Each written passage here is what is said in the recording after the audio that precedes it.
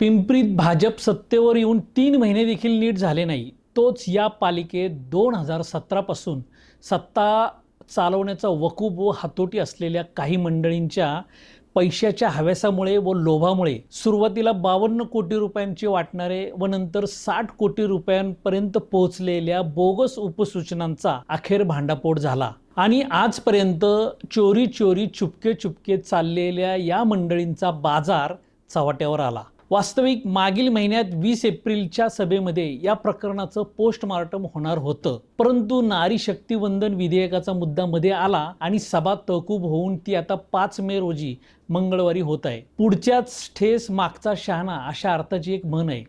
थोडक्यात निवडून आल्यानंतर अवघ्या 2च महिन्यात जर बोगस उपसूचना पत्रावर सह्या घेऊन नगरसेवकांना मूर्ख बनवलं जात असेल तर अजून 4 वर्ष 9 महिने जाणार आहेत.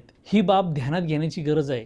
नंतर तो मी नव्हेच, मला माहीत नव्हतं, या सही मागचा नेमका अर्थ काय, असा साळसूतपणाचा आव फार काळ चालत नाही. या प्रकरणी नेमलेल्या चौकशी समितीचा जो प्राथमिक अहवाल आयुक्तांना प्राप्त झाला व आयुक्तांनी तो 21 एप्रिल रोजी स्थायी समितीला जेव्हा सादर केला, त्यामध्ये स्पष्टपणे नियमानुसार कार्यवाही झाली नसल्याची स्पष्ट कबुली देण्यात आली आहे. थोडक्यात हा दरोडा पडला असल्याची अप्रत्यक्ष कबुली लेखी पत्राद्वारे दिली गेली असून अजून 10 दिवस सविस्तर चौकशीसाठी आयुक्तांनी मागितले होते. त्यानुसार आता 15 दिवस पूर्ण झाले असून उद्याच्या सर्वसाधारण सभेपुढे तो अंतिम अहवाल सादर होण्याची शक्यता आहे. या संदर्भात महापालिकेचे उपायुक्त मनोज लोणकर यांनी पिंपरी चिंचवड न्यूजशी बोलताना आम्ही उद्याच्या सभेतच अहवाल सादर करण्याचा आटोकाट प्रयत्न करत आहोत असं म्हटलं आहे. या प्रकरणाचं अगदी विशेष कौतुक व आश्चर्य वाटणाऱ्या 2 गोष्टी म्हणजे हा घोटाळा कम दरोडा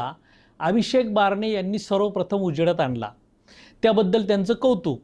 तर महापौर रवी लांडगे यांच्या नावाने बोगस उपसूचना तयार होऊनही महापौरांनी सर्वांना माफ करत या गंभीर चुकीला पदराखाली घेण्याचा जो प्रकार केला त्याबद्दल शहरातील सर्वांना आश्चर्य वाटत आहे. या शहरातील भाजपच्या कारभाऱ्यांनी या प्रकरणी ठेकेदार व कर्मचाऱ्यांना आधीच निर्दोष सर्टिफिकेट देऊन टाकले, तर प्रवीण जैन यांनाच जबाबदार धरलंय. तर प्रवीण जैन यांनीही पलटवार करून हमाम में सब नंगे है असं जबरदस्त उत्तर 27 एप्रिलला मनोज लोणकर यांना दिलंय. या लेखी पत्रामध्ये थोडक्यात आपल्यावरील आरोपाला उत्तर म्हणून खरमरीत मुंहतोड जवाब देताना जैन यांनी ठेकेदारांना त्यांच्या बिलाचे पैसे द्या हा आदेश काही हवेतून किंवा अदृश्य रूपात येऊ शकत नाही असं म्हणत स्थायी समिती तसेच महापालिका सभेकडे विषयपत्र सादर करणं, उपसूचनेद्वारे तरतुदीत वाढ किंवा घट करणं तसेच कामाची बिले काढण्याची जबाबदारी संबंधित अधिकाऱ्याची असते.